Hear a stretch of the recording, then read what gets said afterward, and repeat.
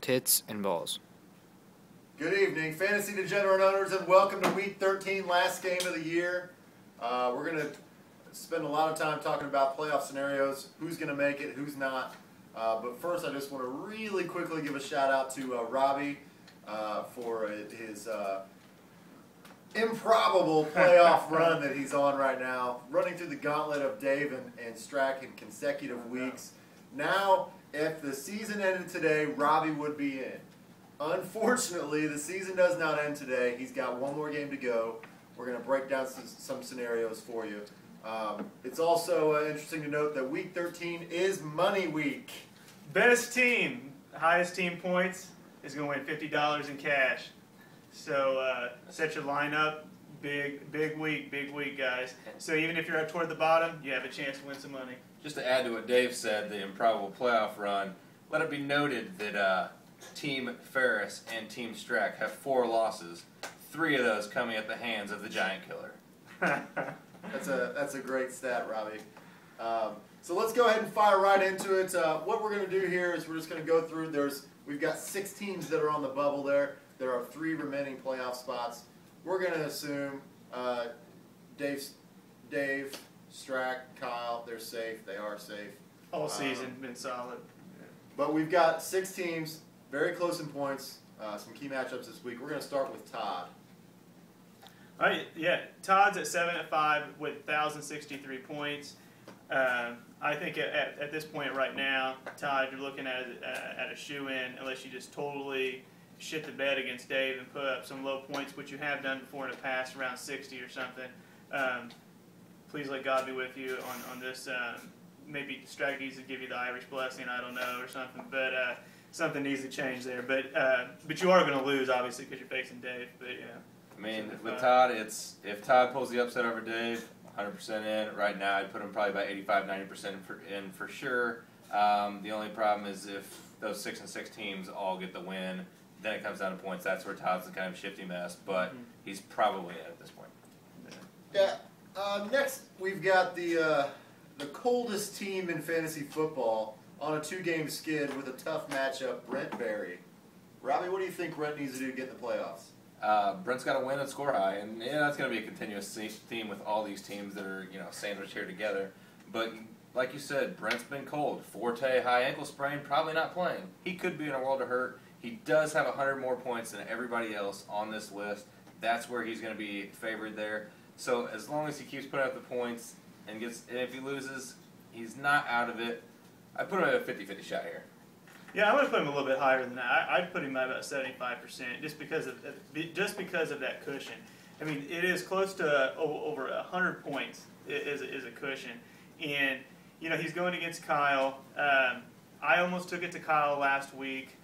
I thought so, but then he puts up 133 points. So Brent, you probably are going to lose. Just hang on. Let that cushion be with you, man. Yeah, I just want to clarify that, Waylon.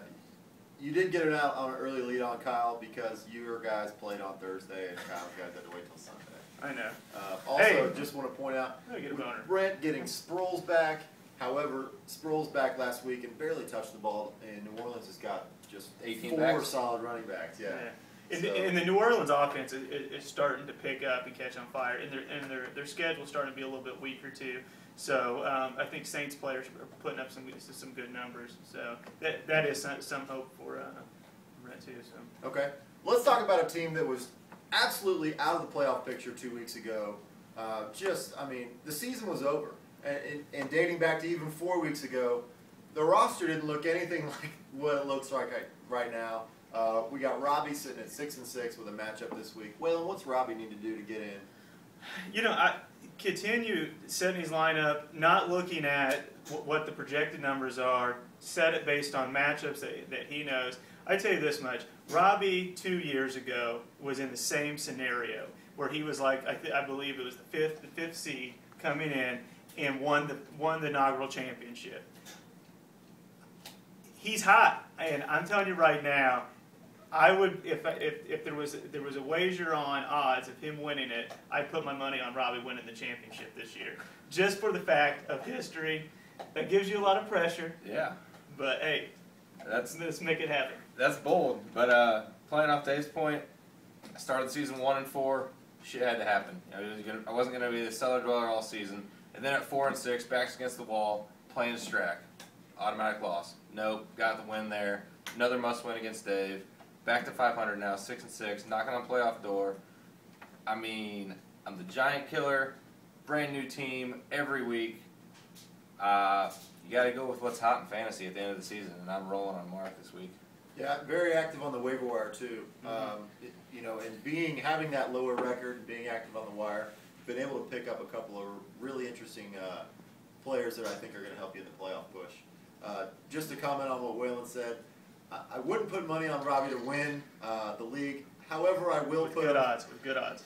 I will put money on to beat Strack again in the first round of the playoffs for his third loss versus Robbie this year. Here's the thing, though. No matter what, even if you do beat Strack still falls apart. That dude's one of the happiest people in the world. Come until about, late mid-January when the Irish lose probably against Alabama. But you know what? Strack, enjoy the whole month of December. Celebrate like it's your birthday. Just keep your clothes on, dog. All right, next we've got the Canadian sensation with a huge win last night.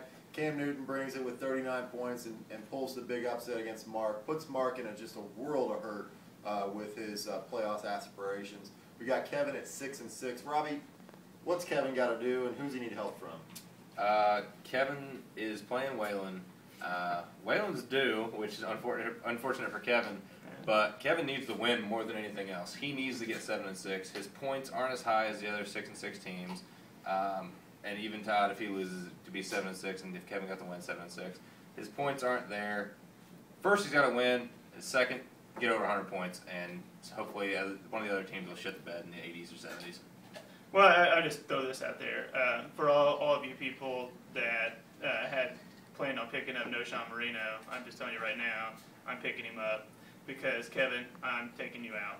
And here's the other piece of that. I'm going for the toilet bowl. I want $50, so that's just how it is at this point. But Kevin, if you do lose, though, I mean, like Robbie said, I mean, you are pretty much out.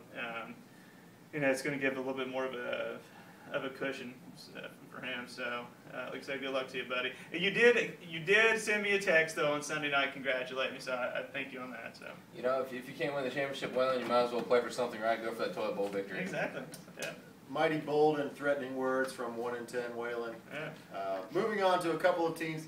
As we move down the list, the chances get slimmer. The teams need more help. We're looking at two teams here at 5-7 with Nick and Mark. They're on the outside looking in. They need a lot of help.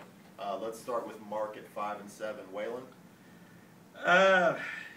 I see Mark and Robbie going down to the wire, them checking points, total points, almost more than what their actual score is. And I think that's what needs to happen when you're looking at this match this week, is just kind of looking at their total points, never mind the score, and just kind of looking at that. So, but I do think that Robbie's hot. Mark, I think that it's going to be a loss for Mark that's going to put him out. But yeah, like I said, if Mark wins, he's in. So. Well, hold your horses now. If Mark wins, he's not in. There's a chance Mark can win. Both of us go 6-7, and we're both out, which would be unfortunate. But I'm going to beat Kevin though. That's what I was under the assumption you're beating Kevin, exactly. then absolutely Mark's in. Yeah. Mark. I love Waylon assuming the win. He's 1-10. He's assuming the win. I'm hot. I got my first taste of it. No, you're not hot. You're due. Yeah. I smell it. Butterscotch, yo. Well, Mark, obviously I'm playing you. I'm very biased on this matchup. I really hope that your Jets shit the bed and the Golden Domers due for an off game. We'll see what happens Sunday, but we will be watching the points very closely. 100% agree with Waylon's statement.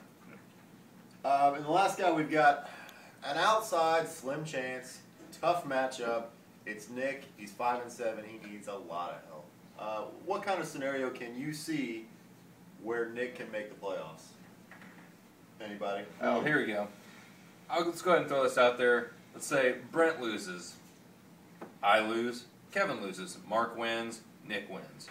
You have 5 teams at 6-7. This is Nick's best shot. So Nick needs all those things to happen and put up maybe 125 points, and he's in. Yeah, Nick. And win. Yeah. That was included in the scenario. Yeah. No, I I mean, wasn't listening. here's the thing. No Everybody checked out. matter what, Nick. I mean, if you do put up quite a bit of points, you might get the $50, which you already got. I think you and who was it? Todd split the individual points on what was it, Week two. Week 2. So yeah, you can get you some more money. So yeah, I mean, it's going to be interesting. I think it's definitely a long shot. So. Dave, give me your 3 teams. Who are they? 3 teams that I think are going to be in. I'm going to say Robbie gets the win. I think Kevin gets in. I think Brent loses and gets in by points on a 3-4 game skid, whatever he's on. So you're saying Todd with the 1-game lead points out and doesn't get in? No. Let me rephrase that. Todd, Brent, Robbie. Waylon, your 3?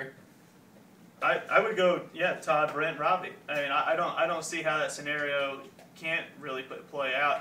I think really the only thing to watch at this point is the Robbie and Mark show and looking at their total points. If you want a good fantasy match to watch, chime in because it's real.